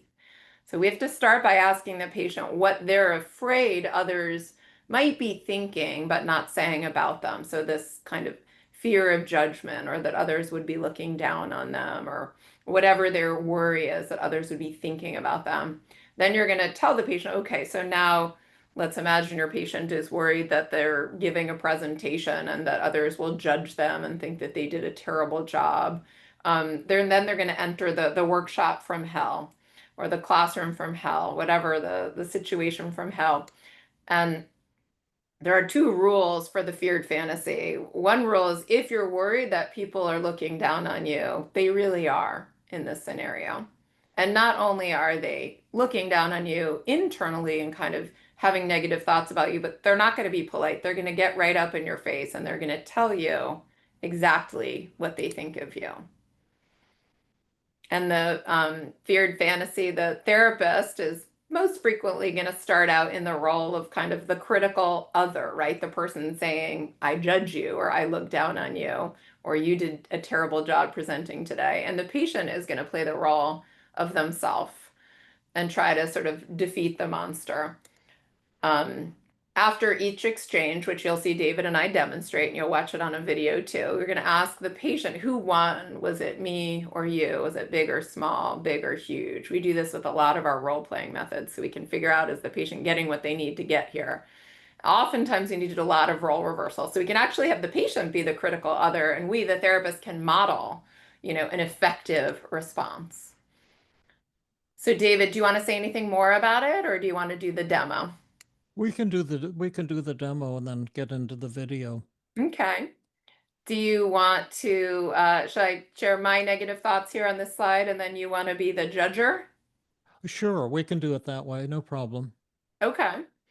So we're going to take this example that David and I are doing a webinar together, right? And I'm worried that I will make a fool of myself, that I'll, be inarticulate and that people will judge me, that I'm thinking everyone else is better at public speaking than I am, that people will reject me, and ultimately that my reputation will be ruined. And so David is going to play the role of, let's say, the therapist, being the critical other, right? The webinar goer from hell. And I'm going to play the role of myself, right? And I'm going to try to model an effective response. And this is not assertiveness training, because rarely would people be as harsh as what I'm going to do here. But this is actually me being Jill's feared fantasy. She gave this talk, and one or more people actually did have thoughts that, that Jill made a fool of herself, and so forth. So I'm going to be not David, but the audience member from hell, who represents Jill's worst fear come to life. And this will give Jill the opportunity to find out if that monster has teeth. And there's two strategies Jill can use: cognitive strategies or interpersonal strategies in confronting the monster. But let's see what happens, because a picture's worth 1,000 words. Yeah, and I'll just say too, I will do my best to do a good, powerful response, and then you'll see in the video that will show you kind of a therapist struggling, and then, or the person in the patient role struggling, and then actually coming up with a better response. But we can also do a role reversal if you want, David. Yeah. Okay. So I'm the audience member from hell, and this is after the workshop. Could I talk to you for a minute, Jill? Yeah. I know you did that workshop with David, and you had these negative thoughts during the workshop that you were going to not do a good job and make a fool of yourself. Do you remember that? Yeah, for And sure. you were concerned that people would judge you and stuff, and you asked people, and though you were like in a bathtub of love, everyone gave you all this reassurance, and we love you, and you did a great job, and when you goof up, it doesn't make any difference. We love you more. But there was quite a number of us, me in particular, who actually thought that you did make a fool of yourself. And I just wanted to tell you that's what I think. Wow, that's hard coming from you, because I really look up to you, David, and I admire you, and I think you're such an incredible presenter, but I'm sure there are many ways that I could improve, and I would love to get some feedback from you. I'm guessing if you guys thought I really bombed it, that you've got like maybe many points I could improve on. Would you be willing to share with me? Because I sure would love to learn from you. You're, Well, sure. quite The the main thing I presenter. want to share with you is that I judge you, and that I'm with a group, and we're all much better at public speaking. And we not only do we judge you, we reject you. Can you tell me more? I mean, just yeah, let me know what it is that I did that was worth judging. Can you give me some specific pointers on how I could have done a better job? No, we're too advanced. We don't mess around with people as much, awkward beginners like you. But we are going to spread the word, and your reputation will soon be ruined. Wow, it sounds like you're very invested in ruining my reputation. What's that about? I was figured you'd just kind of maybe be at my mediocre presentation and move along. What's that all about? You and your friends are just amazing presenters who like to tear down other people? And so then now the question would be, who won? Would you say, Jill? Yeah, I felt that I was winning. Big or small? I thought that was big. Big or huge? I thought it was huge. Yeah, I thought it was huge Seemed too. to reveal the ridiculousness of what you were saying and the mean-spiritedness, and that it seemed kind Yeah, of over the top. yeah, that's right. And the idea isn't that no one would say these things, but that if somebody were to think these things or to say these things, that they would be the one making a fool of themselves, and not Jill. And now let's get on to our video to bring this to life. Years ago, I had the chance to do some actual team CBT sessions in our living room with two professional cameramen from commercial television camera people who came for the day and set up the lights and everything so we could get beautiful high quality video and audio of a number of sessions. And in one of them, we worked with Christine, was a lovely woman from the Sacramento area who had been struggling all of her life with severe social anxiety.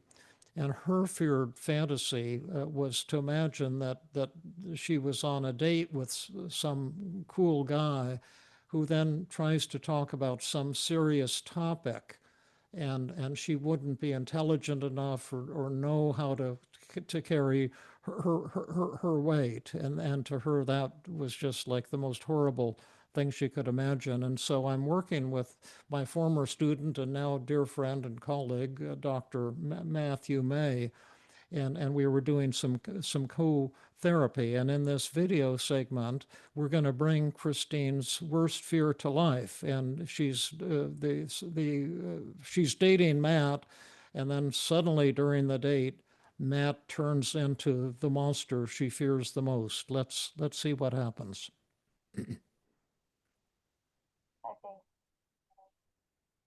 Are you afraid of the critic, the person who's going to reject you when they see you as you really are? Are you afraid of that person? The sound quality is not good on my end, Jill. Are you able to hear it, but just not that well?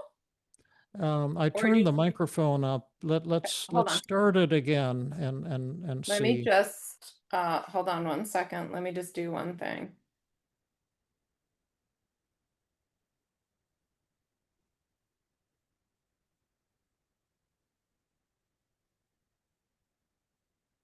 Okay, let me try again, okay? Okay, sure. This is my shame attacking exercise. Okay, great. Hopefully this will work much better. Ready? Yep, I think this is good. Are you afraid of the critic, the person who's going to reject you when they see you as you really are? Are you afraid of that person? I'm afraid of the loneliness as a result of that. But you're not afraid of the rejection. I'm afraid of like how I was respond to the rejection. Would you So, like to yeah, find out? Yeah. There's a technique called the feared fantasy. And when you go into the feared fantasy, you go into an Alice in Wonderland nightmare world where your worst fear comes true. And in this nightmare world, there's two rules. And one rule is that if you think that people are going to reject you and look down on you, they really are. And they also verbalize to you the things that you think people would be thinking but would never say to you. Okay.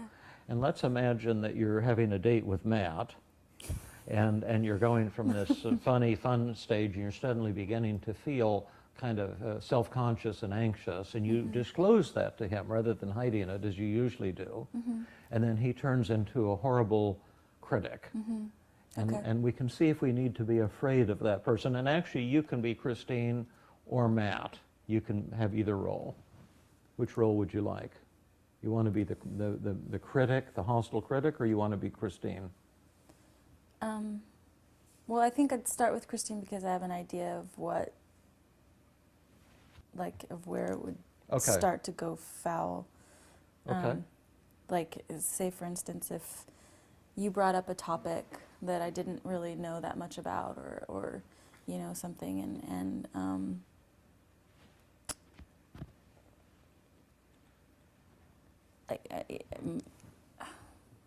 I guess what I'm thinking that, you know, I would say if the fear would be what would happen if I said, you know, I don't really know, you know, I can't really contribute to You'd this, have but to I'm do more than that. You'd have to say, I don't really, can't contribute to this conversation. I don't know much about it, and I'm feeling kind of self-conscious. Right. Right? That's what you'd have to say. Okay. Isn't that right? Yeah. Yeah. That would be the real thing to say. Right. I'm feeling kind of tongue-tied and I can't think Right. Right. I'm feeling like because I'm not contributing that much to this conversation, that you're judging me to be, you know, like incredibly boring and this is a chore and That's good enough. That gives us an idea. And just to make it, give him something to hang his hat on, what is the conversation about? Like politics or space travel or whatever. Okay. All right. Go ahead. Okay. Christina, I've really enjoyed getting to know you, and laughing with you has been so much fun. And as you know, that's not all there is. And I just wanted to see, I've got a couple of interests. Maybe we could just talk about, for example, in Central and South America, there were tribes, the Inca, the Maya, the Aztec, and I'm wondering what you think their the different geology, how that contributed to the development of their civilizations. Well, I mean, I know enough to know that, you know, they created incredibly hard-working people with, you know, the building of the pyramids and This is kind of boring to me, what you're saying right now. Well, you know, I mean, I don't really know that much about, you know, I don't remember. I skipped schools a lot and missed out on big chunks of those big classes. So, you know, I had to make up for lost time, and, you know, these are some of the blanks, so. This is kind of a chore talking to you. You're kind of good for like a laugh, but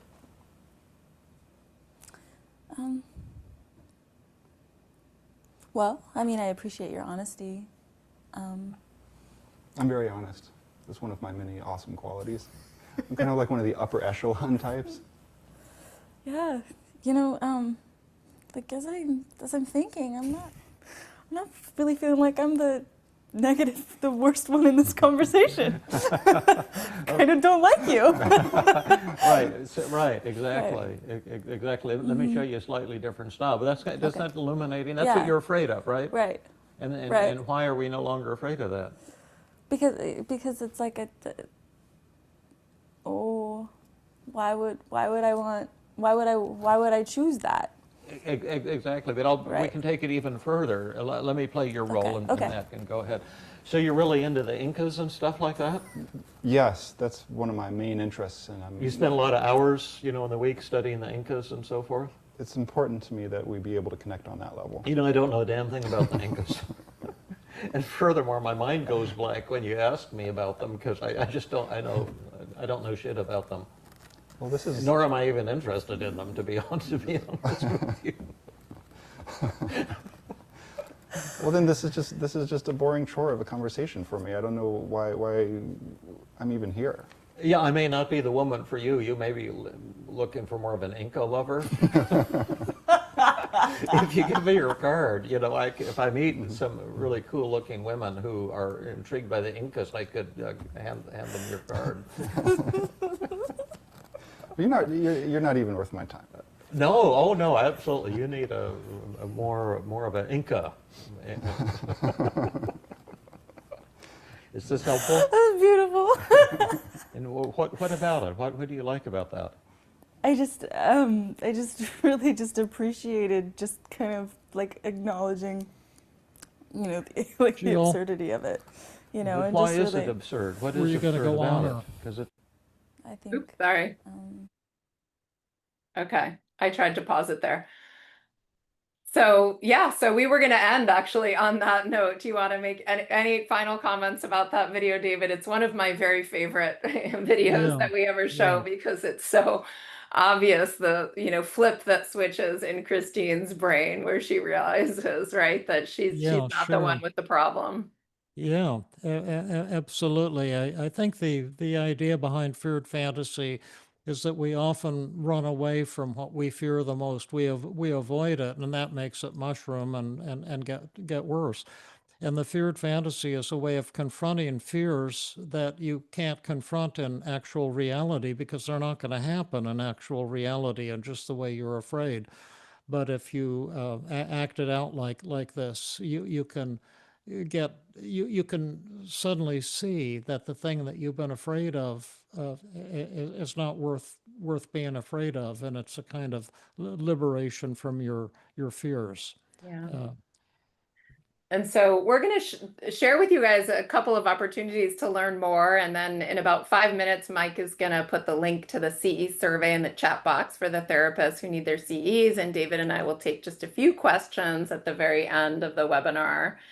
If today's training with us sparked something for you, if you like these methods and you're really interested in learning more and taking your skills deeper as a therapist, we would love to invite you to join our Fast Track to Level 3 certification course. It's our most efficient and powerful way to help therapists to really master the team CBT skills.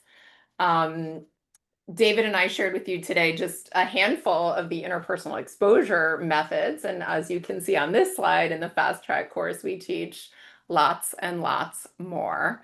The Fast Track course begins in January, the next iteration of it. We have kind of cohorts that do it. And so if you sign up today, there's a $50 off coupon code that's called Skill Up 50.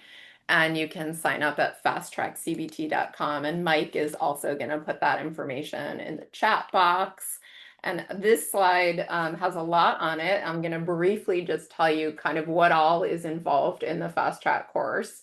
And then I'll let David share a little with you about the Feeling Great app too.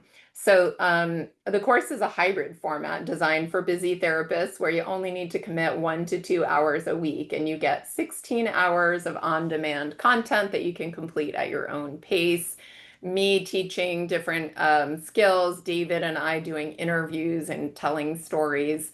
That's kind of in the asynchronous part, the home study part. And then you get 25 weeks of small group coaching and live practice that's led by expert team CBT therapists. And this is how you develop mastery through feedback, practice, real skills in action. 46 CE credits. It also includes David's toolkit, which is normally $199. It includes all certification and exam fees. And also, we're feeling so confident that you'll love the course that there's a 30-day money-back guarantee. So if within the first month of the course you're not super happy and satisfied, you can always get your money back. And then today we have this $50 off coupon code. And we are so often getting really kind of warm and heartwarming feedback. And so I just wanted to share a couple of the things I've heard. And I will just say that my experience in talking to therapists is that it is both really helpful for therapists in boosting their confidence and feeling good about themselves as therapists, and then also helpful to therapists in learning practical skills that help their patients. So I hope that some of you will choose to join us. And now, David, tell us a little bit about the app. Well, the Feeling Great app is, I think, quite a breakthrough. That the current version uses highly structured, AI to take you through the same kinds of things we would be doing if I were treating you in an actual therapy session. And it has beautiful empathy, but it has we've taught it the whole TEAM process, and it's pretty remarkable. And the effects in reducing negative feelings and boosting positive feelings are pretty profound. I want to emphasize that this is not a competition for therapy. This is not therapy. It's just perhaps by far the most powerful self-help tool ever developed. And if you'd like to use it, you can now get a year's subscription for free instead of paying the $99, and check it out. It can be very helpful for you if you're a patient, of course, because you can change the way you think and feel without a lot of cost, any cost for that matter. But it's also great for therapists to brush up on your skills, and also you can have your patients do it for homework, and you'll drastically or dramatically speed up their recovery. So check out the Feeling Great app if you or a loved one or a patient needs a little boost. You might be pleasantly surprised by how powerful and compassionate this tool is. And just so that you all know, Mike just put the CE survey in the chat box, and make sure you see that one. It says CE credits survey. And then he also added a survey for the general public just to get a little feedback from you. But if you're a therapist, make sure you click on the CE credits survey, and maybe Mike just dropped that one in again. So in the meantime, we're going to take some, these are, sorry, on this slide is just some free training groups. So David and I teach a training group on Tuesday nights, the Tuesday group we call it. You can join us there. Rhonda and Kai. Wednesday group. Those are groups that do require weekly attendance. They're not drop-in groups. David has an amazing YouTube channel with really fun and entertaining videos, as well as the Feeling Good podcast. So those are all things you can do to continue your training that cost you nothing. And Mike, you were going to share with us some questions. Yeah, there's a ton of great ones. I'll start with the first one. How do you assess readiness of patients to engage in treatment? Do you ask them directly, or is it assumed that if a patient comes in, by definition, they're ready to engage in activities such as shame attacking? You want to take that one, Jill? Sure. I mean, I guess what I can say briefly, we actually have methods that we use that we talk about as addressing resistance. You can also think about that as readiness to change. So yeah, we're pretty direct with patients. We dangle a carrot saying that we'd love to help you, and we have amazing tools and techniques that will help you to overcome your social anxiety, for example, but that it requires hard work. And here's what it's going to require to get better. Here's what it would take from you, and basically ask for the buy-in from the patient. Are you willing to do X, Y, and Z in order to get better? So in some ways, I don't know that it's a readiness, but I think it's a willingness. I think anyone is ready to recover, right? But are they willing to do the work that it takes to recover? And we've developed about 20 pretty powerful techniques to deal with resistance, to bring resistance to conscious awareness and melt it away with a very unexpected paradoxical technique. And that's really the key to the rapid recovery we so frequently see with TEAM-CBT. Next question. Yeah. With the shame attacking or other exercises, what if you're using it in a culture or the smile and hello? What if you're using it in a culture where people don't generally engage, and how do you kind of tailor it to different cultural contexts? You want me to answer that? I mean, yes, I think the point more would be to just say that, like, of course, there are things that have that fall differently according to different cultures and contexts. And I would say that therapists who are working with different cultures for sure need to be aware of what's appropriate, what kinds of responses you get depending on the culture. We do have people talk about that a lot in our training groups, because actually our online training groups are international. So I would just say it's being respectful and listening to your patient about what is, let's say, appropriate versus, offensive, depending on the culture. And then together generating the point is to overcome your fear of rejection, or the point is to let go of shame. So whatever exercises the two of you can design together collaboratively that are going to face their fears are going to work.